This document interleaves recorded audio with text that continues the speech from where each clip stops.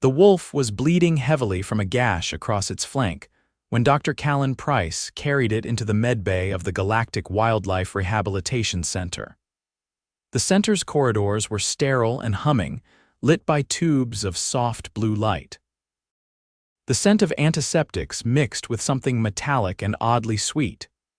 The wolf's breath came in shallow bursts, its fur matted with blood and dust from the forested perimeter outside the Terran embassy dome.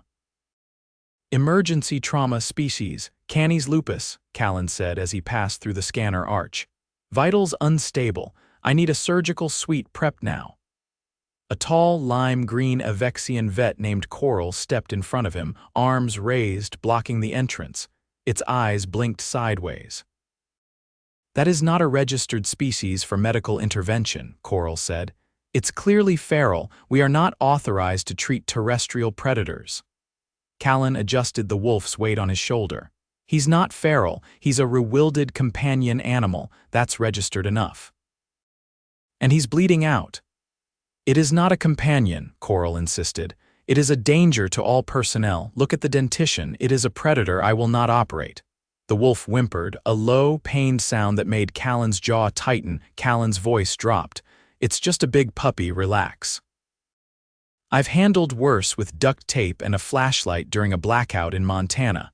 Now step aside." Coral didn't move. Callen lowered the wolf carefully onto a gurney and hit the emergency override on the wall panel. The doors hissed open. "Then don't operate." "I will." "You are not licensed in this facility." "I'm licensed on Earth, Mars, and Europa. That's good enough for a thoracic wound and a basic transfusion." He wheeled the gurney past Coral before the alien could object again. Inside the surgical suite, Callen stripped off his jacket and scrubbed in. His shoulder ached from carrying the animal, but adrenaline muted the pain. The wolf, a massive gray with golden eyes, had gone limp. Its breaths were ragged. The assistant drone floated over, offering instruments. Callen took the scalpel and focused. "All right, buddy," he said softly. "Just hang in there." The injury was clean but deep. Something sharp, probably a piece of shuttle debris from the recent crash near the southern dome, had sliced into the wolf's side. Callen worked quickly, stitching muscle and reconnecting severed vessels. The drone beeped a warning. "Blood pressure dropping," it said in a neutral tone. "I see it. Start the transfusion now. Match type Canis lupus. Not in database." Callen cursed under his breath. "Fine, manual override." "You stored canine-compatible plasma. It'll have to do." An hour later, the wolf was stable. Callen leaned against the wall, sweating through his scrubs. He peeled off his gloves and slumped into a chair. The wolf's breathing had evened out. It was asleep, doped on painkillers, but alive. Coral stood just outside the glass, arms still folded. "You endangered this facility," Coral said. "That animal could have panicked, attacked." Callen didn't bother looking up. "He didn't, you panicked. Not him." The next morning, the incident had already made its way up the diplomatic chain. Commander Thessa, a four-armed Krell diplomat with a fondness for Earth's dogs, summoned Callen to the central dome.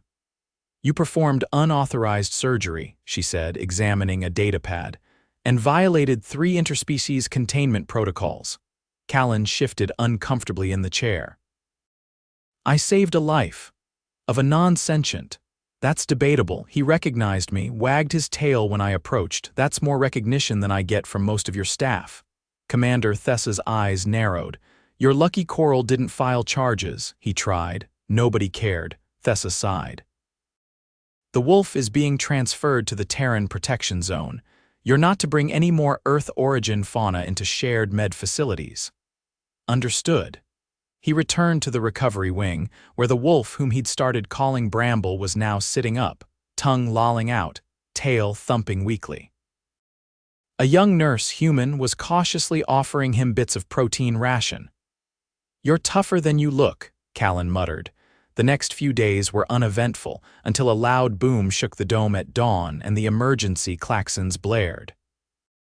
Callen sprinted to the observation deck, just in time to see a supply skiff spiraling down, smoke trailing from its side. It crashed near the edge of the forest.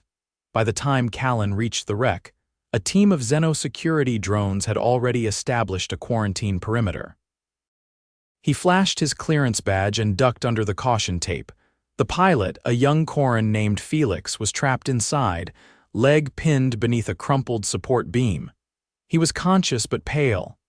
"I can't feel my foot," Felix said. Callen knelt beside him. "We need to lift this now or you'll lose the leg." "Hydraulics are dead." Callen looked around. No lifting equipment, no reinforcements. Just him, the pilot, and a massive gray wolf that had followed him from the facility. "Bramble," Callen said, pointing at the beam. "Pull." The wolf hesitated, then padded over and clamped his jaws around the edge of the bent support. "Good boy. Steady now." With a growl, Bramble yanked. The metal creaked, then shifted. Callen braced and pulled Felix free. Felix screamed as his leg dragged, but he was out. "Hold pressure here," Callen said, shoving a medpack into the pilot's hands. "You'll be all right." Minutes later, medevac arrived. Back at the facility, Coral approached him in the corridor. "You used that animal again." "I used a friend," Callen said. "He saved a life." Coral looked at the wolf, who sat calmly at Callen's side, tongue out, tail flicking. "I will reclassify him as a service animal," Coral said slowly. "Temporarily. Good. Because I'm not sending him back to Earth just yet." But the incident stirred up something more dangerous: an audit.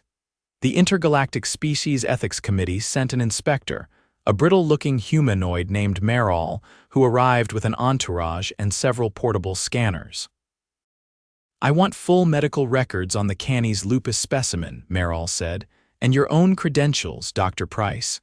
Callen handed over the files without a word. Merrill frowned as he scrolled. "You ran a transfusion protocol without verified compatibility. It worked. That's not protocol." "That's luck." "Sometimes," Callen said. "That's all we've got."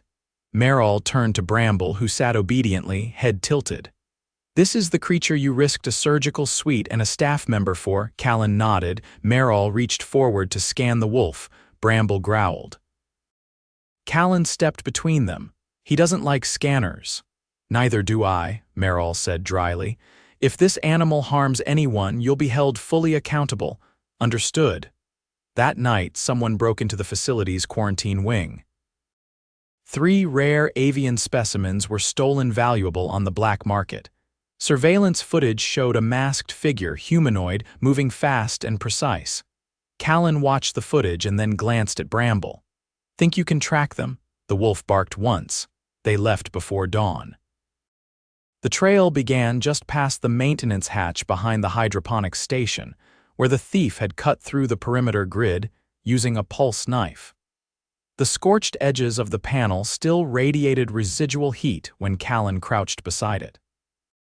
Bramble sniffed along the seam, ears twitching forward, then padded into the gloom beyond. The artificial night outside the dome was thick with drifting pollen and the low whir of insectoid life. The stolen avians were genetically engineered, fluorescent plumed, and intolerant to temperature shifts. Whoever had taken them wouldn't get far without portable climate regulation. Callen adjusted the thermal visor on his headset and followed the wolf into the undergrowth. The scanner pinged faint traces of ozone and synthetic polyester. He recognized the signature of clothing from the station's uniform dispensary. Someone internal. That narrowed it down to about 24 staff, not including the rotating off-world researchers. 100 meters in, Bramble paused, nose to the ground. Callen knelt beside him and brushed back a patch of moss. A boot print. Not a Vexian, not Corin, too narrow for a Krell, definitely human. A branch snapped somewhere to their left. Callen whispered, "Go quiet." Bramble dropped into a crouch, tail low, paws silent on the loamy soil. They moved together through the trees until they reached a clearing. Moonlight from the planetary satellite filtered down through the high dome's translucent panels. In the center, a collapsible thermal crate stood open. One of the avians, a scarlet-winged Illyryx, fluttered inside, chirping nervously. A figure wearing a rebreather mask and civilian exo-suit knelt beside the crate, adjusting the coolant coils. Callen stepped forward, keeping his hands visible. Don't move. The figure spun around, startled. A stun baton slipped from their belt and clattered to the ground. Callen, the voice crackled through the mask. Female, familiar, he approached slowly, visor recalibrating. Mira. You're the thief. She pulled off the mask, strands of auburn hair plastered to her forehead. I was going to return them. They're endangered, you can't just borrow them. I didn't steal them for profit. I needed tissue samples for the Zayari contamination study. That's under embargo. You know that. I found a workaround. The Illyrics have a protein sequence that neutralizes the viral load. I was going to run it off station and publish anonymously. I didn't think anyone would trace it. Callen exhaled through his teeth. You can't run unauthorized trials. If the committee finds out, you'll be blacklisted from every research network in the quadrant. I was trying to save lives. So was I when I operated on an unregistered predator.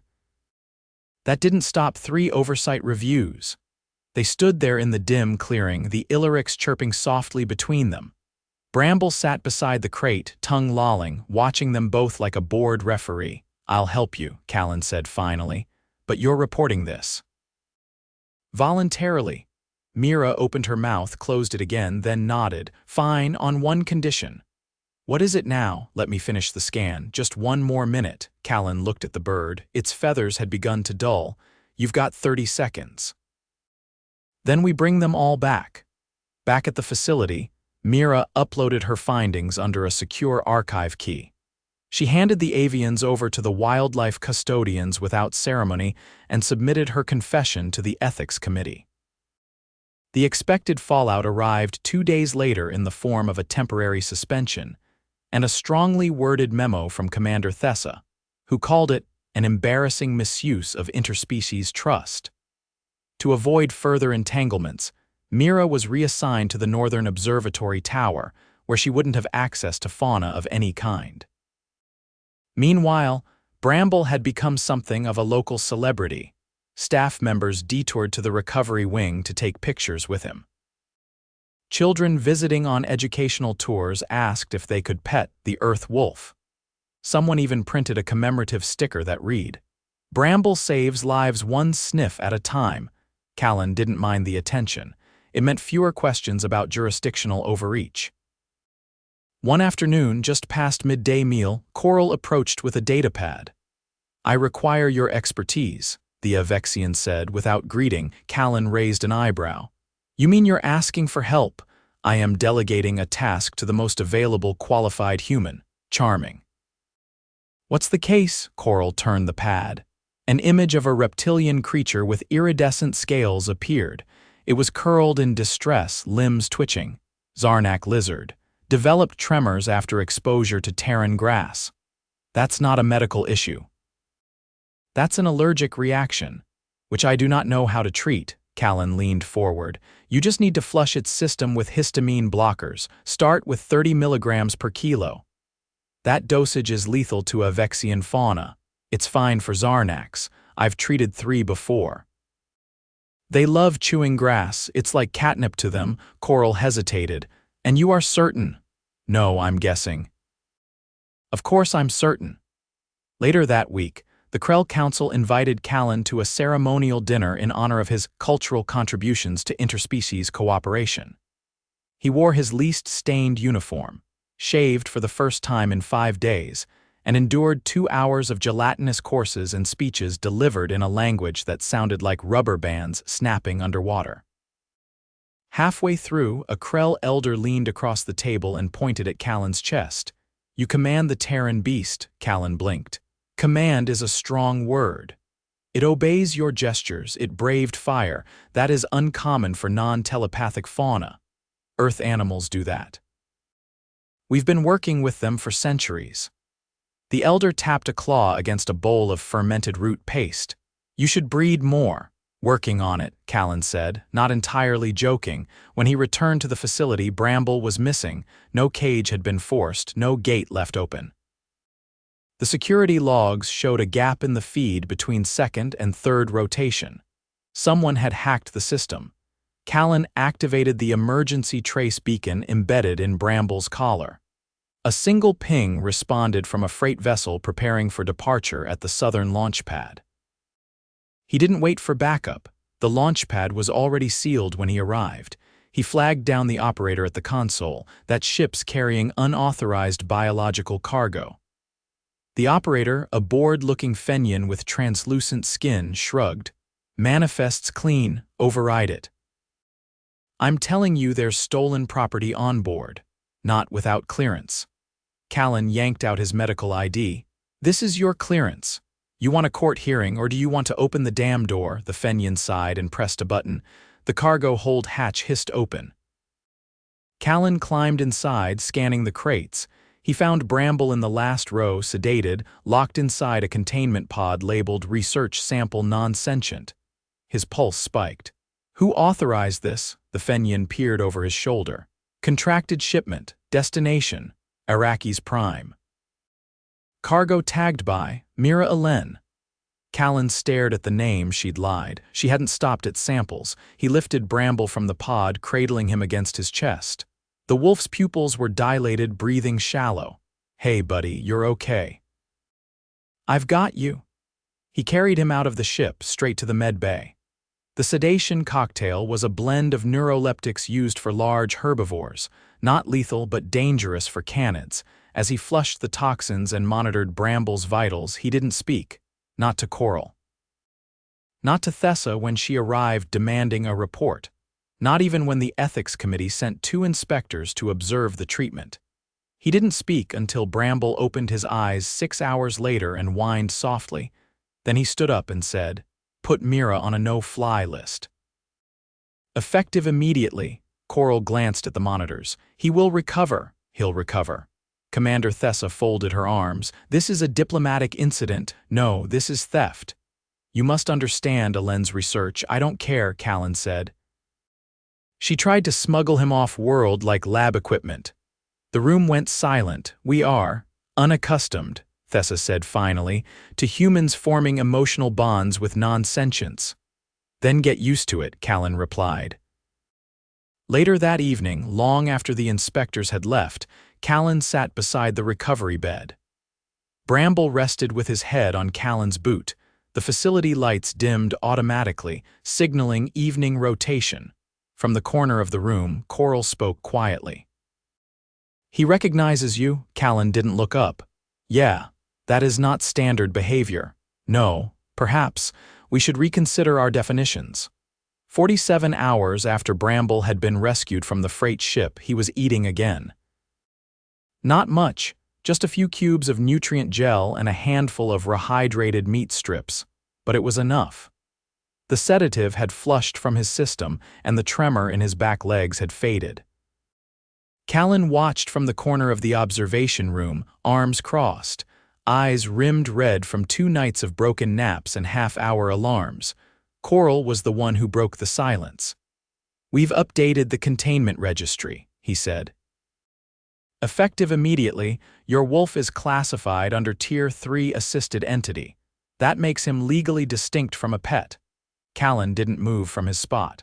"What does that change?" His removal from this facility requires formal consulate approval. No more backdoor exports. Bramble paused mid-chew, ears flicking toward the voices, then resumed eating like none of it concerned him. Callen tilted his head. "You just gave him diplomatic immunity. It was the only classification that matched the behavioral patterns recorded. I hope you realize he's going to exploit that." Coral tapped something into the datapad. "He's a terrestrial quadruped with no opposable thumbs. He cannot exploit anything. You really don't know Earth animals." At dawn the next day, Callen found himself standing in the arboretum, hands in his coat pockets, staring at the charred remnants of the thermal crate Mira had used. The Illyrics birds had been returned, their wings intact but their stress levels dangerously high. Environmental therapists had been brought in to help them reacclimate to their enclosure. He hadn't visited them. Instead, he stood watching the slow drip of condensation on synthetic leaves until Commander Thessa's voice broke the silence. "You're off duty," she said. "But you're never more than 20 meters from that wolf. He's not going to wander into another cargo bay. I'm not here about the wolf. Callen turned to face her.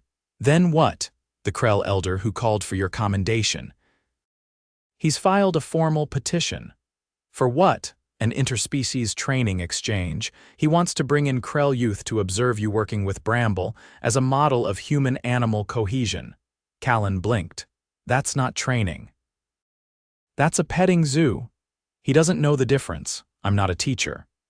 You're not a soldier either, but you've done more for cross-species trust than any peacekeeper we've sent in the last decade. Callen exhaled, lips pressed tight. Fine, 1 session. But I'm not staging anything. You won't need to, just be yourself. That's the part I'm worried about. The following week, 5 Krell adolescents arrived, each accompanied by a translator drone and a chaperone who looked like she'd rather be anywhere else. They were tall, narrow-shouldered, and wore matching dark robes with silver thread patterns that shifted in the light. None of them spoke initially. They simply stood in a semicircle while Callen led Bramble through basic commands. Sit, stay, retrieve, roll over. When Bramble responded to a silent hand signal by leaping into a perfect side roll and popping up into a sit, one of the Krell made a hissing sound that Callen would later learn translated to astonishment. They think he's reading your mind, the translator drone said. He's reading my body language. They do not see the difference.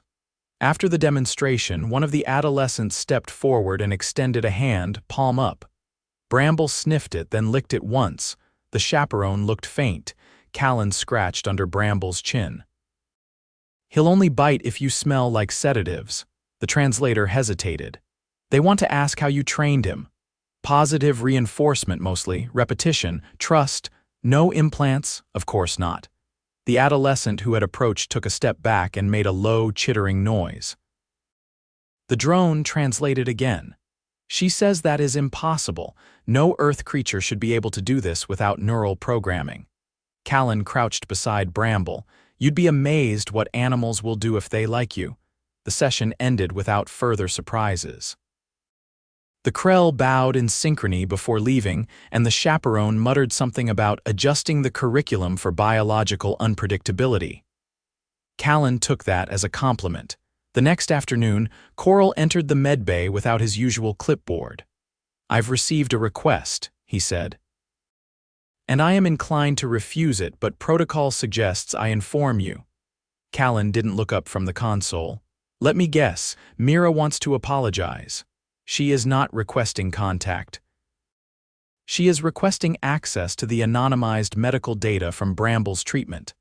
Callen's fingers froze over the keyboard. She claims it could help with her Zayari viral research, Coral added. She already had access to his genome. She abused it. Data ethics aside, her theory has gained traction. One of the Corin labs has replicated her preliminary findings. Callen turned. I'm not denying science. I'm denying her the right to use him as a stepping stone. I am not arguing. You're doing that thing again where you sound like you are. I merely report. The committee will decide. They'd better decide fast. If anyone comes near him again with a crate, I won't be diplomatic. Later that week, the committee ruled against Mira. Her research could continue under controlled conditions, but Bramble's data would remain sealed unless he was in direct medical danger. He wasn't. Coral delivered the decision without comment and left a small container on Callen's desk. Inside was a laminated ID card with Bramble's photo and a barcode. Tier 3 Assisted Entity, Callen read aloud. Species, Canis lupus. Role, Emergency Response Auxiliary. The photo was slightly blurry. Bramble had sneezed during the scan. Callen slid it into the drawer with a half smile. 1 week later, a small transport vessel from Vierx 9 docked at the facility. The crew requested an emergency evaluation of a passenger who had collapsed en route. The patient, an elderly Avexian with mottled green skin and shallow breathing, was brought into the trauma ward. Callen took one look at the scans and frowned. Why didn't you report this before arriving? He asked the pilot. We didn't know what it was. He just stopped responding. It's rhizoid embolism. He needs a full flush and vascular stimulant. That's not a common diagnosis. Not unless you've spent time in a Vierk spice market. He probably inhaled unrefined pollens. The pilot looked skeptical. And you just know that. I had lunch there once. Spent 12 hours hallucinating that gravity was optional. The treatment worked. The patient stabilized within the hour. The pilot returned to thank him, glancing down at Bramble, who sat dutifully at the foot of the bed. "He's not standard issue, is he?" "No," Callen said. "He's one of a kind." That evening, Callen walked down to the edge of the arboretum, Bramble at his side. The dome's artificial sunset cast long shadows across the foliage. For once, no one followed them. No drones, no inspectors. No eager students with translation devices. Callen sat on a low bench near the vine wall and let Bramble rest his head on his lap. "You ever think about going home?" he asked. The wolf didn't respond. "Me neither." He ran a hand through the thick fur between Bramble's ears. "You've got diplomatic status now. You know that? Technically, you outrank me."